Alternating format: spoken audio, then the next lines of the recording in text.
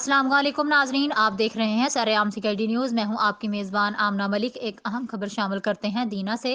तहसील दीना के rural health centre में आज कैंसर केयर अस्पताल और रिसर्च सेंटर लाहौर के मुहित पाकिस्तान का जदीद तरीन मशीनरी की सहूलत से कैंप लगाया गया, जिसमें free mammography, free ultrasound, free OPD, breast surgery, free radiation की सहूलत मौजूद है।